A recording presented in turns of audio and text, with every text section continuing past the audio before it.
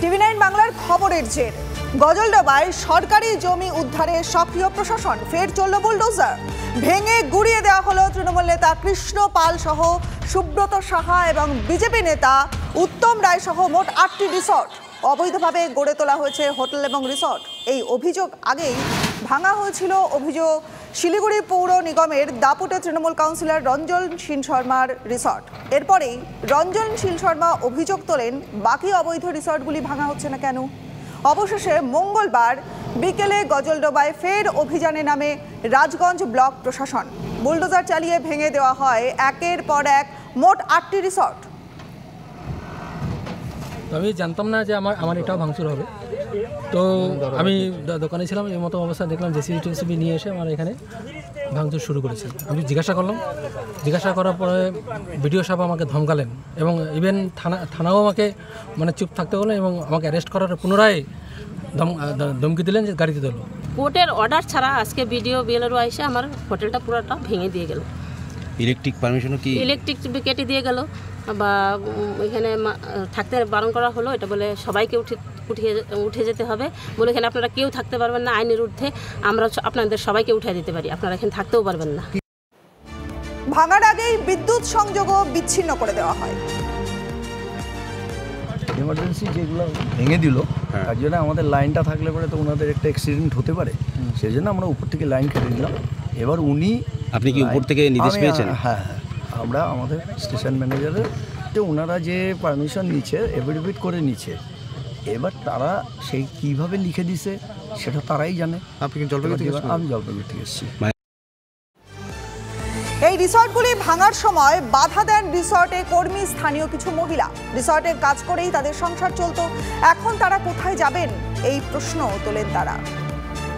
কাজ করে অনেকে সংসার পাচ্ছে, যার বাড়িতে দিনের হাড়িতে ভাত উঠে না সেই লোকটা কাজ করে এখানে সংসার চালাচ্ছে। জানেন আজকে এখানে সরকারের লোক নাকি আপনারা, আমি চিনি না তো কারা আসছে। পুলিশ শাসন থাকার সত্ত্বেও এখানে ভাঙতেছেন আপনারা কেন? আজকে 4 বছর থেকে এখানে ফ্যামিলিগুলো সব কাজ করে সংসার চালাচ্ছে ওনারা। কার কে করছে এটা? ওই যে বললো কালা সুব্রত নাকি, কালা সুব্রত সাহা। কালা সুব্রত সাহা। আর এদিন তৃণমূল নেতা সুব্রত সাহার 3 কোটি টাকার নির্মীয়মান ওয়াটার পার্ক, সেটাকেও ভেঙে ফেলা হয়। সরকারি জমি দখল করে পাকা দোকান, ঠিক এতদিন দেখেও কিন্তু দেখেনি প্রশাসন। মুখ্যমন্ত্রীর ধমকের পর জবরদখল হঠাতে তৎপরতা। ময়নাগুড়িতে সরকারি জমি উদ্ধার করতে তৎপর ভূমি আধিকারিকরা। ময়নাগুড়ি ট্রাফিক মোড় সংলগ্ন এলাকায় সরকারি জমি দখল করে দোকান। ব্যবসায়ীরা বলছেন আজকের নয়, 20 বছর ধরে ব্যবসা চলছে এখানে। ভূমি আধিকারিকরা দোকান বেআইনি চিহ্নিত করতেই পুনর্বাসনের দাবি ব্যবসায়ীদের। আর অন্যদিকে ময়নাগুড়ির দোমোহনী এলাকাতেও পূর্ত দপ্তরের পুকুর বুঝিয়ে পাকা বাড়ি দোকান তৈরির অভিযোগ। জমি তার বলেই দাবি করেন দোকানের মালিক। এখনো অবধি আমাদের নজরে যেটা এসছে আর কি, সেটা একটা রয়েছে ময়নাগুড়িতে ভারত পেট্রোলিয়াম এর সামনে কিছু দোকান রয়েছে আর কি, ময়নাগুড়ি ট্রাফিকের এরিয়ার মধ্যে পড়ে, ওটা পিডব্লিউডি ল্যান্ডের ওপরে। সেই রিপোর্ট আমরা ওপর মহলে পাঠিয়ে দিয়েছি।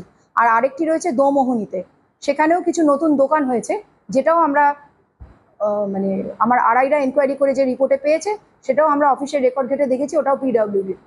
আমরা এতদিন থেকে এখানে ব্যবসা করে আসছি, বুঝছেন। আর আমরা চাই আমাদের একটা অন্য কোথাও জায়গা দেখ, যেখানে করে খাইতে পারি। এখান থেকে যা রুজি রোজগার হয়, ওই বাল বাচ্চা নিয়ে কোনো রকম করে খাচ্ছি। আমাদের যদি পুনরায় একটা কোনো ব্যবস্থা করে দিতে পারে সরকার থেকে। আপনাদের কি পেপারস আছে? হ্যাঁ, আমাদের পেপারস আছে। আচ্ছা, হ্যাঁ, জমা করেছেন? হ্যাঁ, জমা করেছি। আপনাদের কি ডেকেছিল বা নোটিশ দিয়ে কিছু বলেছে বিএলআরও ময়নাগুড়ি? পেপারস আছে, জমা করেছি। অত্যন্ত ভালো উদ্যোগ এই কারণেই, কারণ আমরা প্রশাসনিকভাবে সুস্থ নাগরিক পরিষেবা এখনকার প্রায় হাই টেকনোলজিতে এখন মানুষ শপিং মলমুখী হয়ে গেছে। মানুষগুলো শপিং মলমুখী হচ্ছে, কোনো ঘিঞ্জি জায়গাতে যেতে যাচ্ছে না। তো সেরকমভাবে যদি আমরা এই রাস্তাগুলো যে অকুপেট করে আসে, সেগুলো যদি প্রশস্ত করে যদি চলাচল ব্যবস্থাটা, যাতায়াতের ব্যবস্থাটা তো খুব ভালো হয়। তো এটা অত্যন্ত ভালো উদ্যোগ। পয়সা দিলে তৃণমূল কংগ্রেস সব কিছু করতে পারে। সরকারি আধিকারিকরা পয়সার কাছে বিক্রি হয়ে বসে আছে। ভূমি সংস্কার দপ্তর হচ্ছে দুর্নীতির আতুর। জলাভূমি বুঝিয়ে দিয়ে, এই যে জলাভূমি বুঝিয়ে দিয়ে এইভাবে তৈরি হয়ে গেছে পাকা দোকান। এবং এই জায়গাগুলো বিএলআরও কর্তৃপক্ষের দাবি যে সম্পূর্ণ কিন্তু এই জায়গাগুলো পূর্ত দপ্তরের। আর এই যাদের অধীনে এই জায়গাগুলো এখন রয়েছে তাদের বক্তব্য যে তাদের কাগজ আছে। বিএলআরও একদিকে যেমন বলছেন যে এই জমি দখল করা হয়েছে, পাশাপাশি যারা এখানে রয়েছেন তাদের বক্তব্য যে তাদের কাগজ রয়েছে। সব মিলিয়ে প্রশাসন এখন কি ব্যবস্থা নেয় সেটাই দেখার। নীলেশ্বর সান্যাল, TV9 বাংলা, দোমোহনী, ময়নাগুড়ি। 21শে জুলাইয়ের সভার জন্য তৃণমূলেই তোলাবাজির অভিযোগ উঠল। অভিযোগ, আলিপুরদুয়ারে তৃণমূল কর্মী এক ব্যবসায়ীর কাছ থেকে মোটা টাকা দাবি করেন তৃণমূলের অঞ্চল সভাপতি। টাকা না দিলে ব্যবসা বন্ধ করে দেওয়ার হুমকি। অভিযোগ, টাকা দিতে রাজি না হয় ব্যবসায়ীর কারখানার সামনে ঝান্ডা হাতে বিক্ষোভ দেখায় একদল তৃণমূল কর্মী। অভিযোগের প্রমাণ স্বরূপ একটি সিসিটিভি ফুটেজও সামনে আনেন ওই ব্যবসায়ী। এবার 21শে জুলাই নিয়ে আমার কাছে অনেক দিন থেকে বিভিন্ন দিক থেকে একটা চাপ সৃষ্টি করে। 21শে জুলাই অনেক লোকজন নিয়ে যেতে হবে, অনেক টাকা পয়সা খরচা বিয়ের করার জন্য একটা অ্যামাউন্ট আমার কাছে মোটা অ্যামাউন্ট চাই, কিন্তু সেই অ্যামাউন্ট আমার পক্ষে দেওয়া সম্ভব না। তপন মণ্ডল মহাশয় ওনার নেতৃত্বে একটা বাহিনী এসে ফ্যাক্টরি কাজ বন্ধ করে দেয় এবং করতে দেয় না, করতে দেবে না।